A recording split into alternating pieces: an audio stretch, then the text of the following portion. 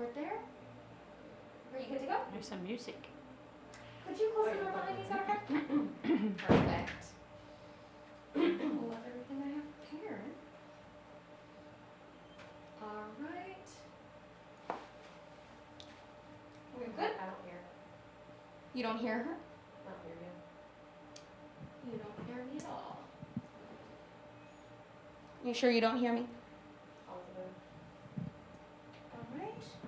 No worries. We'll stand. We'll do a little bit of double duty here. All right. How's this for you?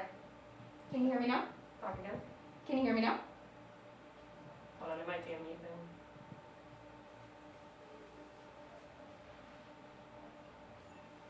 I hear you now. Yeah. All right. Can you hear me through the mic here? Through this mic? Good to know. Nothing like changing plans on the fly. All right. I mean, if one of these cords got unplugged, it would be hard to figure out where it's going. Where to plug it back in, exactly. Thankfully, I didn't set It looks this. like our tech center at home. It's like, no, don't touch. All right, I'm good. Yeah. I can come back here. Can I come back? All right, we can come back. Apologies for that. That was fun. All right. All right, thank you everyone for wading through as we were figuring out the mic problem there. Thank you for joining us here at the Gainbridge LPGA Virtual Media Center. Just a reminder, we do ask that you keep yourself muted on this call. If you have a question for Annika, please utilize the chat function to let me know, and we will call on you once we open it up for questions. But first, without further ado, Annika, thank you for taking the time with us today. How are you doing? Thank you. No, it's great to be here, and I'm doing great. You know, hometown, home course, home place. So it's great to be here, and fantastic that Lake Nona is hosting the LPGA. I've been here for 21 years, so really haven't had a major tournament like this. So we're proud to showcase our little gem here in mid-Florida, in Orlando. So great to be home and having my husband on the back. So we have a lot to be happy for.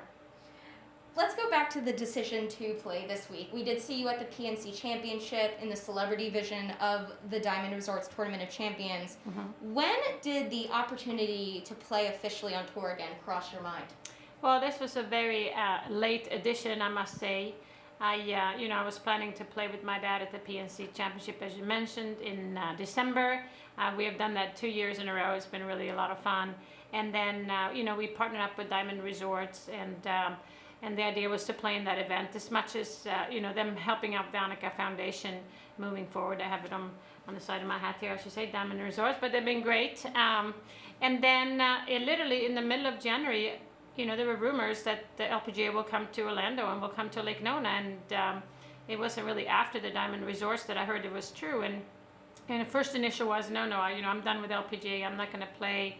That's really not where my level of golf is. But, considering my plans for the summer and turning 50 in October, wanting to play the Women's Senior Open, and I figured, I just need some tournament rounds. I need some experience back inside the ropes and, focusing on 18 holes and making putts, no mulligans and no gimmies. So, I just thought, maybe this could be something. But I was really persuaded more about, from my family and, my parents, our kids, and then neighbors, and then members, and the pro here at Lake Nona said, of course you're going to play. So it was really a late addition and really not something that was on my mind. But, once I decided, I'm excited to be here and appreciate the opportunity to come back and see all these players. It's funny because this field has, I know it's a limited field, but they have, I think it's 40 players. They're playing here this week. They're Annika alumni, as we call them, meaning they have played in one or more of our events around the world the last 13 years. So I've seen many of these young players grow up, whether it's, Anna Nordqvist, the Korda sisters, Maria Fassi, Leona McGuire, Bronte Law. You name it, I've seen them grow up and play in either our invitationals or intercollegiate. So it's fun to be here. I've had several practice rounds with these young players that I work with, and played with Danielle Kang yesterday, who I've been talking to a little bit, and so now to be inside the ropes playing with them, and it's kind of fun, but also makes me a little bit more, just more being relative, and also being more, I'm more in tune, and what the courses are like and what they go through every week. When did you kind of switch gears from maybe more recreational golf to preparing once again for a full-fledged tournament? I'm not really sure where that switch is, or but I've been practicing the last few months, and no doubt about it, I've been trying to work out and do what I can between mommy duties and all the other duties that that's important to me nowadays. So when kids go to school, I go to the gym, and then I hit some balls, and then sometimes my husband Mike will pick up Will from school, and then he would drop him on the driving range, and we would practice together because he's been bit by the golf bug. So he's been my training partner the last few months. So it's been a lot of fun. You mentioned, we mentioned about playing diamond. What did you learn about your game playing against, not against LPGA Tour players once again, but having them beside you, and then also competing well on your own as a celebrity in the celebrity division? Yeah, well, I think the biggest thing is obviously when you get older, you have some other priorities in your life, and mine is to be a mother and a wife and a businesswoman, and I have, we spend a lot of time with the Annika Foundation and the different roles that I have. It was recently announced that the president of the IGF and golf course design, and I still have corporate partners, but competing competitively is not my main priority. So to find that switch and just kind of turn it on, it's not as easy as I thought. I've been away for 13 years. A lot of things have happened, and I don't have the hunger that I did. I'm not stomping at the bit like I used to, and can't wait to to hold the trophy on Sunday. I'm just excited to be out here and be playing and swinging the club, and my priorities, and like I said, also my expectations are just nowhere where they need to be. But it's just I'm trying with what I have, and I'm looking forward to being part of this, and then looking forward to the summer and playing in the Senior Women's Open. We'll see how that goes. You mentioned again how huge it is for your family to be involved with this week. How special is the moment for you? The fact that your kids are going to be able to watch you, inside the ropes, and with your husband on the bag. Just talk about how special a moment this is for you and what it feels like. Yeah, it's really special. It's a family affair. To have Mike on the bag is fun, and we get along well and we work well together. And I enjoy sharing this experience with him, and then for the kids to be part of it. We live on the 16th hole. We can literally roll out of bed and be on the 16th tee. So this is in our backyard. So we know the neighbors, we know other members. My parents are here, and to get the support from them. And it's just Mike's sister will come, and even though it's limited with COVID, we still feel like we get some great support. And so this is it's just a fun thing. A lot of members have come out already, and what they see me normally, I'm playing pickleball, or they might see us here for Easter brunch, or they might see, for Thanksgiving, dinner. So, that's kind of how they associate me. They haven't really seen me play. When I was living here and I was competing, I always traveled around the world, but they never saw me. So now they're seeing me, and we have some friends coming out, and for them I'm just a good friend. Some of them hardly knew I was a golfer. So it's going to be fun to be here, and again, if it wasn't for Lake Nona, I wouldn't be playing here. This is, again, it's not a comeback, it's an appearance, and I'm just thrilled about that. You're paired tomorrow with Anna Nordquist, Madeline Sagstrom. I know you have special relationships with both of them, but what are you most excited about teeing it off with them tomorrow as you begin Gainbridge? Yeah, no, it's a Swedish group, so we probably speaking a little Swedish here and there, but it's funny. I've seen them both grow up playing some of our events, and Anna was one of our first 13, actually maybe 15 years ago. She got the Annika scholarship, and so I've seen her, and then see her go to ASU and then develop as a professional, and see her winning major.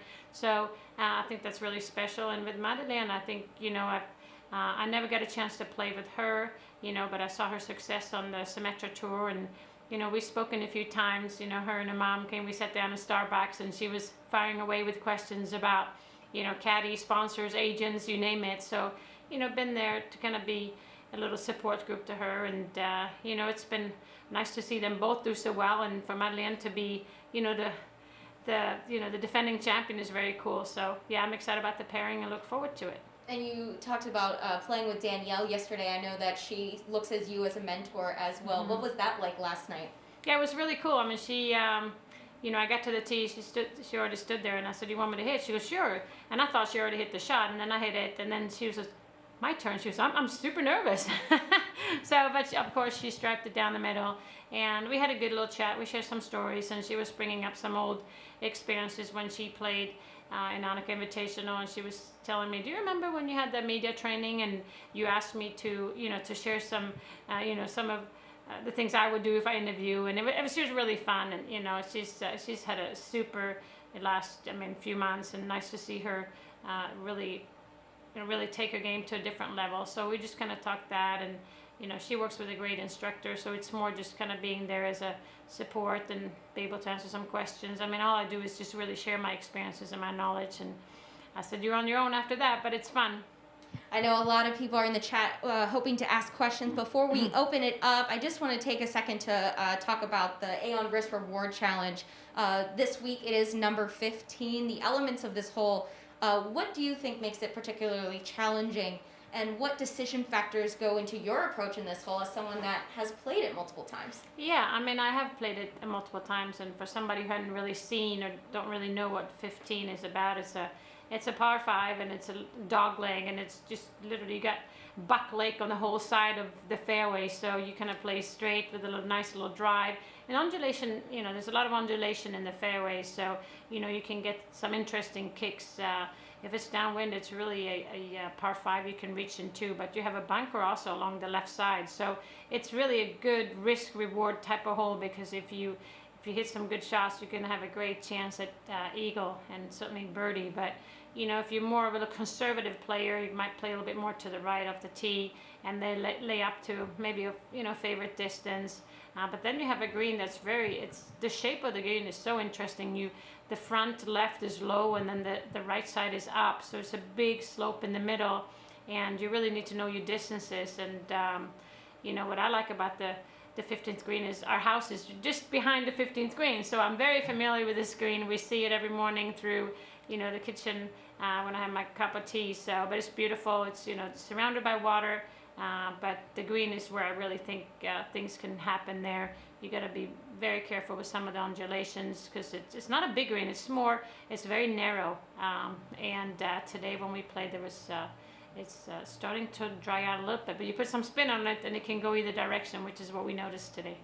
Equal support has been an increasingly important topic lately. There are several companies out here, especially working with the LPGA Tour, to provide that support and step up. What are your thoughts specifically to how Aon is rewarding players, not only on the LPGA, but also PGA Tour, with $1 million prize as the winner of this competition at the end of the season? Oh, it's fantastic. It's really, really cool to see that, and that's what I like with the risk reward is, you take the chance if you want to go for the big prize. So I like it. I wish we would have had that when I played, but I look forward to being part of in this tournament this week. But it's great for the support of women's golf and golf in general. All right, we'll now open it up to questions. The first question, Adam Shadoff, if you'd like to unmute yourself. Hey, Annika. Hey, Adam. Hey, nice to see you again. Yeah.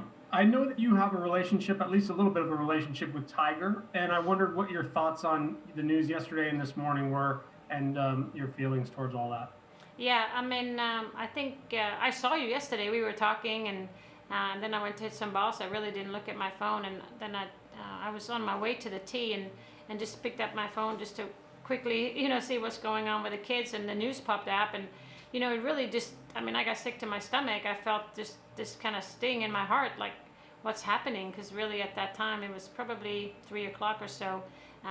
There was really not much information, and I remember going up to the tee and sharing it with Danielle. I was kind of in shock.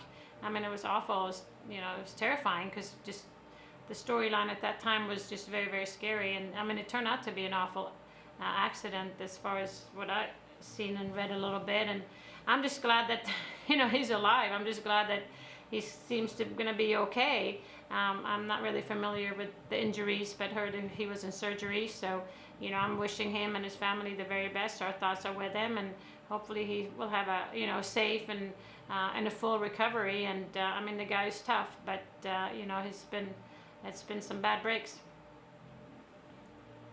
All right, thank you, Adam. Doug Ferguson. Doug, if you'd like to unmute yourself. Hi, Annika. Two things for you. First of all, you mentioned your expectations aren't where they used to be. Can you give us an idea about roughly where they might be? Yeah, That's a good question, Doug. I'm not really sure. I mean, I'm familiar with the golf course, but this course is playing a little longer than I'm used to. 6,700 yards, I believe that the actual yardage is. So we'll see what it will be. But then the rough is a little thicker than I'm used to seeing here. So shooting around par is I think would be a good thing for me. I mean, I'm gonna do obviously the best I can, and I think the biggest difference nowadays is I'm just not as consistent as I was. I mean, when I played at my peak, I mean, I practiced every day and had a lot of feel and a lot of my swing was just I can repeat it. Nowadays I'm good for 14 holes, and then I don't know what's coming the other 4. So it's a little more surprise on the course, and but that's okay. And so like I said, my expectations they're not it's just more about being here, more about getting being inside the ropes and focusing a little bit about golf, and then we'll see how it goes. That's really what the purpose of this is, and nothing else than that. Secondly, you mentioned the U.S. Women's Open, etc. Would you consider, depending on how this week goes, and wanting to stay inside the ropes for later events, would you consider taking a spot at the A&A? You didn't let me finish. Well, you're supposed to let me finish the question. Oh, I think I knew what you were saying. No, I have no other plans. I mean, it's just like I said. I mean, if it wasn't Lake Nona, I wouldn't be here. This is not. I'm in a different place in my life. LPGA has a huge part in my life, in my heart, and I have wonderful memories. But it's not. That's not why I'm here to create more. On the contrary, I mean, I'm going to let the Annika Foundation alumni go out there and have fun and be successful. So, but again, I mean, I take my golf seriously. I do. When I play later in the summer, I want to feel like that I can compete. I want to be able to feel like I can go out there and post some reasonable scores, and to do that, you have to get back inside the ropes. And I think Diamond Resort, when I played there, I realized it's just very different. I mean, it's when you don't do this for a living, 13 years is really a long time, and a lot of things have changed. So I'm thinking at the long term. I'm thinking about the journey rather than just outcome this week. Thank you. Mm-hmm. All right, thank you, Doug. Steve Eubanks, if you'd like to unmute yourself, please. Hi, Annika. Good luck this week. Thanks. You mentioned Madeline Sagstrom, and of course she was on your Solheim Cup team. She released a very personal story on Monday, and I was just hoping I could get some reaction from you to what she had released. Yeah, no, I saw that story in the Global Post, and first of all, it takes a lot of courage to do what she did, to be able to share some intimate, personal stories from her childhood that must have just been obviously haunting her for years and years. And I'm when I see her, obviously we're not going to be talking about it in the golf course, but I've already reached out and told her, I'm proud of you, and if you need anything, I'm here. I'm here to support you and whatever you need, because that's such a personal thing. But I also I think it's important to know. I mean, she has such a platform to be able to share these type of stories that can help others, and I think that's really what she wanted to do. She said, if I can help one other person, then it's all worth it. And I think she will. I think she will help more than one person, and to understand that this is quite common, and it's not the victim's fault by any means. So I think that this is good. I mean, she's in a good place in her life. She has a great boyfriend, and I feel like she has some harmony in her life. And I had a practice round with her for Diamond Resorts, and she just seems to be in peace in her life. So I want to just in a way congratulate her on that, because that takes, again, courage. That takes that's not easy to do. So as a Swede, as a golfer, as a friend, we're here to support her. Right. Thank you. Mm-hmm. All right, thank you, Steve. Just a note that we will stick with English questions for now and do a couple Swedish at the end. With that, Beth Ann, if you have a question, I will go to you first. Hi, Annika. Hello. Has any part of this week so far felt like you never left? Sorry, it was a little mumble. Could you repeat your question, Beth Ann? Yeah, has any part of this week so far felt like you've never left? Oh, no.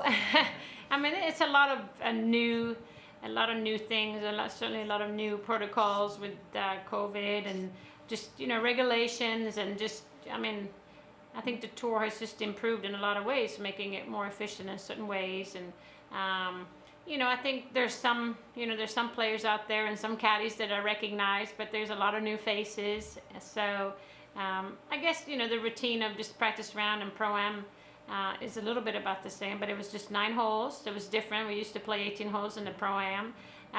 So there's a few changes out here. I have gotten briefed on a lot of things, and especially this new LPGA portal, the app that a lot of things happen on the app. I was told about, the integrity training, had to do that. And then I think the biggest thing that I messed up was the practice round tee times. I was told that you're supposed to be ready by 7 o'clock on Saturday. I didn't hear 7 o'clock, I just heard Saturday. And then I kind of somehow messed up, but luckily I was able to play with Anna on Monday anyway, and then with Danielle on Tuesday, but it was a little different. So you got to get used to these new rules, and so by the time I figure them all out, then I'm out of here. Perfect. I have one more. As you know, it's Gabby Ruffles' first LPGA as a pro. What was the best advice that you received as a young professional on tour? I'm having a hard time. Gabby Ruffles, it's her first yeah. professional Uh-huh. event. Yeah. What's some of the best advice? Okay, yeah, sorry. Yes.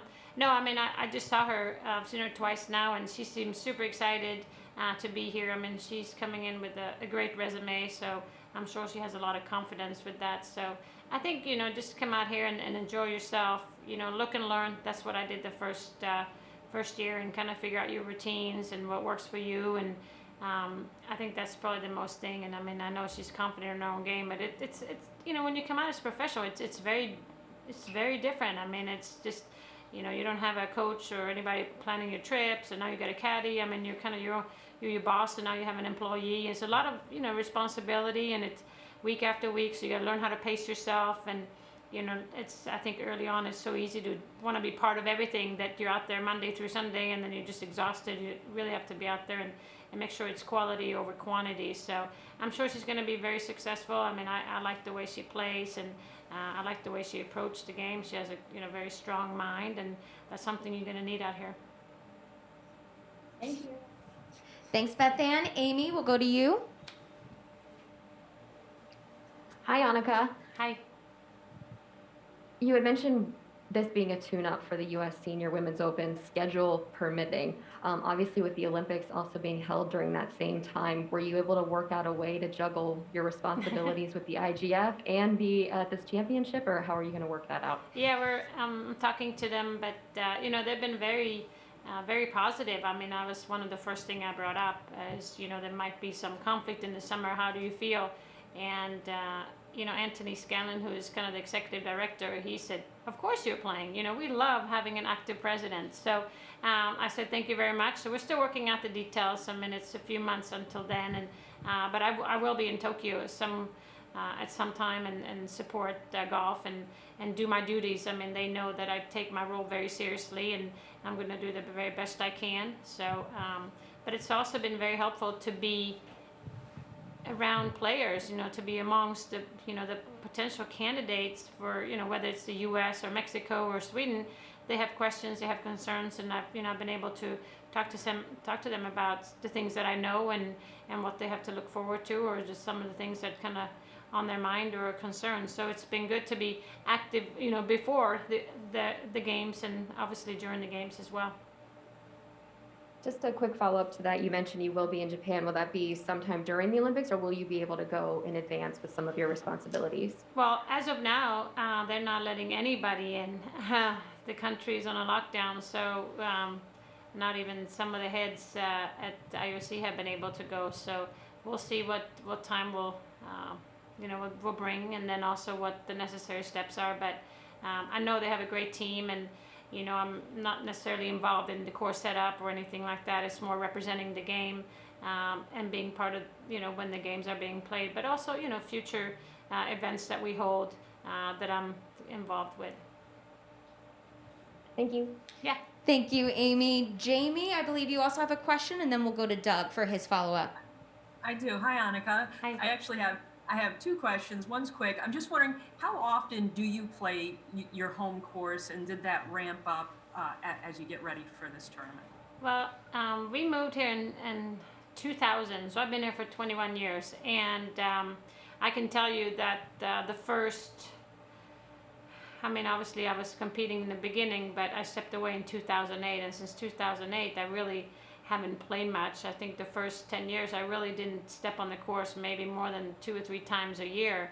To get to our house nowadays, you have to drive between the back tee and the men's tee on the 16th tee. That was as close as I got to the golf course, because people will always say, how good of a shape is the course? I said, I don't know, but I look on the tee box when I go home. So you know, I really haven't played that much those, you know, 2008 to literally just to last year, when I started to play in the PNC, when there was something to, you know, to something to look forward to, something to get ready for. And then when I heard about Diamond Resorts, that's when I started to play. So so it's really just been the last, you know, 2 months that I've really been out there. I mean, of course, I'm very familiar with the course, but still, it's, you know, when I'm playing on my own, or when I'm playing with my family, you know, there's a lot of, you know, gimmies out there. You know, you don't really finish up a score, and you might hit an extra ball, a breakfast ball off the tee. So it's a little different than what I'm doing this week. And then my second question is, you know, when you start the Annika Foundation years ago with the goal of helping young female golfers, and now you see where you're in a tournament with 40 to 50 who have come through it. How does that make you feel? Well, it's a really cool feeling. I mean, I feel, you know, I feel like I'm part of their journey, even if it's just a very, very small part. But to see them grow up, and you know, I mentioned, you know, Anna Nordqvist, how, you know, for her to be the first scholarship award winner, you can say, and you know, she was then, you know, she was like 15, you know, and then for her to go to ASU and then see her turn professional, and then, like, you know, Leona McGuire is one, Bronte Law is one, Maria Fassi especially, and the Quarter Sisters. I mean, we have quite a few. I think, as a matter of fact, we have 167 on the Symetra Tour. So, you know, I've seen many of them, and I think, you know, it makes you proud to see that, first of all, that girls golf, women's golf is in good hands. You see the growth, and you know, to see tournaments that we've had in Argentina, and see these girls come and play for, you know, get scholarships and play in Arkansas or whatever, some of these great universities, and to be able to be a recruiting place for these young girls to really be able to showcase, you know, their skills. It's been tremendous. I mean, obviously I wouldn't be able to do this if it wasn't for the team of the foundation, the partners. I mean, like 3M and Rolex have been tremendous in this, and MasterCard. But, you know, we've become a global recruiting place where we have 7 global tournaments around the world. So it's so neat, and to be able to walk inside the ropes, and, you know, like Anna Nordqvist said when we played, I mean, I've known her, like I said, for a long time, but she said we never played. So now I'm out there, and she wants to look at me and see how I go about things, and I'm trying to, okay, maybe I should listen to my own advice, how you go about your, you know, your pre-shot routine, and, you know, how you prepare for a tournament. So yeah, no, it's really warming. It, you know, it makes me, I mean, it makes me want to continue what I do, because it is, you see that it's working, you see the results, you see these young girls living their dream and doing awesome. I mean, they're great ambassadors for the game, and, you know, Maria Fassi is a great example. She won the Annika Award presented by Stifel, and to see what she has come and what she's doing now, I mean, it's just cool. And so hopefully we can continue to do this once, you know, COVID restrictions ease up a little bit, to continue our mission. You know, we're hoping to go to Europe in the summer, like we always do for Annika Invitational Europe, and then towards the fall, you know, to go to Argentina, you know, New Zealand. I'm not really sure, they seem quite strict, but, and then have our college events. So yeah, it gives me a lot of pride, and it's cool to see. All right, thank you, Jamie. We're going to do 2 brief questions from Bob, and then we'll get to Annika in Swedish. There is another Annika on the call. So Bob? Good afternoon, Annika. Thank you so much. We admire your game. Thank you. With the Vision Press and the California Blind and Disabled Golf, we have 2 quick questions from our PGA Junior League girls. And they want to know, over the course of your career, have you considered yourself old school or new school as the core of your game? You know, new school being the tech and numbers, and old school being feel and timing. And the second part of the question is for the girls, whatever they choose to do, career path, whether it be golf or otherwise, 3 keys to being successful. Yeah, well, thank you very much, first of all, for the questions. The first one, I think I am actually a little bit of a mix. I have an analytic mind, and I have always analyzed my game, but when it came to technology, I really wasn't so much into numbers. I was a little bit more of a feel player there.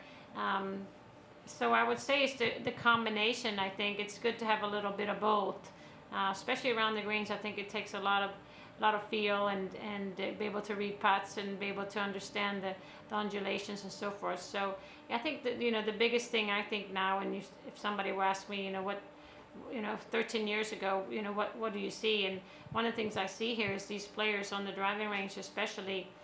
They have all this technology, analyzing every swing, writing down ball speed, club head speed, spin rate, and you name it. I hardly know what everything means, but just to maximize everything, which that's what it takes. The competition is so tough today. But I think that's a very, the biggest thing I see is just so very much into the numbers. And before we look at the divot and we can tell it was a draw or it was a fade, or you look at the ball flight and that's climbing too much. You got to get the spin down. So it was a little bit more feel and a little bit more classic or old fashioned. So I think technology has been a good thing for the game. And the second question, actually, if you wouldn't mind repeating, I'm just talking away. If you could repeat it again. Yes, for the girls, whatever they choose to do, whatever their career path is, whether it be golf or life in general, 3 keys to being successful in their lives. Okay, yes, thank you. Sorry about that. I think I think golf has really taught me a lot about life. The things that I've learned in golf has helped me, to further my career outside the golf course. And one of the things I think is, you need patience. In golf we always talk about patience, but I've learned that patience in life is really important. And another way, obviously, the work ethic. You got to work hard. My dad told me a long time ago, there are no shortcuts to success. You really got to put in the work, and sunny days, rainy days, days you're tired, that just really, you got to do that. I think another one, especially in these times, it's just having integrity and who you are and what you do. You got to be true to yourself. I think that will take you a long way. All right, thank you, Bob. On that, we will be going to Annika for just 2 questions in Swedish, and then Johan and Gustav. So Annika, if you'd like to unmute yourself. The other I think I Annika. did. Jag hoppas jag gjorde det. Hej Annika. Hej. När du spelar nu, det är väldigt svårt för mig att tro att du inte ska bli tävlingslysten eftersom jag har sett dig i hela ditt liv. Och så ska du spela med de 2 tjejerna som kanske ska vara med på OS här för Sverige förmodligen och så. I hur hög grad tror du att du kommer att kunna vara en slags instruktör för dem, eller vill du det? Eller kommer dina egna tävlingskänslor att ta över, tror du? Ja, när jag väl står där på första tee så självklart så kommer jag koncentrera sig på mitt spel och göra det bästa jag kan. Men jag har redan pratat med Anna lite om lite saker och sen med Madeline. Så att jag finns ju här och det vet ju de. Fast de har ju så bra, vad säger man, de har bra instruktörer och de har ju all support som de behöver. Men när det gäller OS och sånt så gör jag ju säkert allting jag kan hjälpa till och stötta dem på det sättet. Men jag är väl mer som ett bollplank bara om det skulle behövas. Hur mycket tror du att sporten har utvecklats? Och om det är så då att du inte har en chans mot de här tjejerna, inte det då i så fall ett gott betyg till dig som det du har gjort för damgolf? Ja, nej men det är klart att golfen har ändrat sig och det är inte lika lätt när man är 50 som när man var 30. Även om jag ibland känner att jag är 30 så får man ändå ta det som det är. Nej men det är kul att se golfen utvecklas. Jag menar framförallt så det finns ju det är många mer som spelar och det ser man ju runt om i världen. Så att men det är något positivt. Jag är inte här för att bevisa någonting annat än det utan snarare mest att bara få lite mer erfarenhet för mig själv och kunna spela lite bättre nu i sommar. Tack. Ja, tack själv. Thank you, Annika. Johan, if you'd like to unmute yourself. Ja, sådär då. Hej Annika. Hej. Kul att höras. Skulle börja med den här mjukisfrågan om förväntningarna. De konkretiserade. Men den fick vi ju på engelska redan, så får vi gå på nästa. Det har varit, som du är väl medveten om, mycket uppmärksamhet kring medaljen som vi fick av Trump i början på året. Hur har den här uppmärksamheten och den kritiken som har funnits på vissa håll påverkat dig, tycker du, under den här perioden sedan dess? Nej, men som du vet, Johan, så jag är här för att fokusera på den här tävlingen. Det här är viktigast just nu. Det handlar om att träffa fairways, det handlar om att träffa greener. Som du vet så är jag rätt bra på att jobba vidare med saker och ting. Just nu koncentrerar jag mig på detta. Så jag tittar inte tillbaka på vad som händer då. Jag menar, vi alla vet att det finns en ny president i USA, och jag tror vi tänker på framtiden och vad som gäller det. Det är det som är viktigast. Again, we would like to keep all questions, as Annika said, to Gainbridge this week and moving forward. Ja, tack för det. All right, thank you. With that, Gustav? Hej Annika, Gustav här. Hej. Hej. Det har gått 13 år nu sedan du deltog senast i LPGA-touren. Vad tror du din största utmaning kommer bli nu när du deltar på nytt? Ja, den största utmaningen det är ju att jag har inte spelat på 13 år. Det är den största utmaningen, att man när jag höll på med det här på heltid så kom det ju väldigt naturligt. Det var ju så enkelt, och det var ju någonting som jag gjorde varje dag. Jag tänkte inte så mycket på det. Tränade mycket, och det kändes ju väldigt stabilt, och det var ju enda fokusering jag hade. I dagens läge så är det ju helt annorlunda. Jag menar, jag har många olika roller, mammaroll framförallt, som är viktig, och det är svårt att bara liksom sätta på och stänga av, känner jag. Att kunna ha den där fokuseringen i 18 hål, och jag menar, visst kan jag slå bra golfslag, men det är ju inte frågan om hur bra de bra, utan det är snarare hur bra är mina dåliga slag. Och mina dåliga slag idag är ju mycket sämre än vad de var förut, så att det är ju så, det är jämnheten, det är längden, jag slår inte bollen lika långt, jag har inte lika mycket spin på bollen, jag kan ta mitt spel i 1000 bitar och analysera, och det är ju inte som det var förut, och känslan runt greenerna, så att också banan är ju mycket längre. När vi spelade för 13 år sedan så var det i alla fall typ 300-400 yards kortare, så att du kan tänka dig hur det känns när man slår bollen kortare och sen är banan längre. Så att det är mycket som ändras på det sättet, och det förstår jag. Så att det är därför som sagt att det kommer bli en engångsförteelse bara, men det är kul att vara här och det är kul att testa sig. Jag har ju aldrig haft några svårigheter att hitta utmaningar, så det här är ytterligare en utmaning som förhoppningsvis stärker mig till sommaren när jag ska spela the Women's US Senior Open. Härligt. Du, en fråga till. Du pratade lite kort där om Tigers bilolycka. Kan du berätta lite om er relation, och när var det senaste gången ni pratade? Vi har inte mycket av en relation. När jag slutade spela 2008 så blev det inte så mycket. Men han var ju så att säga på toppen av sin golf, och sen gick ju han igenom en svår tid i sitt privatliv. Jag var ju bland annat vän med Elin också, så det blev ju väldigt konstigt där, om man säger så. Oftast blir det så med skilsmässor, så att jag har faktiskt inte riktigt haft mycket kontakt med honom. Men däremot så såg jag honom i december när vi spelade i PNC Championship här i Orlando. Han spelade med sin son Charlie, och när jag spelade med min pappa då. Så att vi såg varandra några gånger, snackade lite på putting green, och bara liksom, det var ingen märkvärdigt, men det var kul att se honom och gratulera honom till hans framgång. Han har ju spelat otroligt, framförallt han var en Masters då när han kom tillbaka. Så det känns ju ändå som man har en lite mera, en färskare kontakt med honom, om man säger så. Så det var ju lite läskigt när man läser vad som hände igår. Tack så mycket.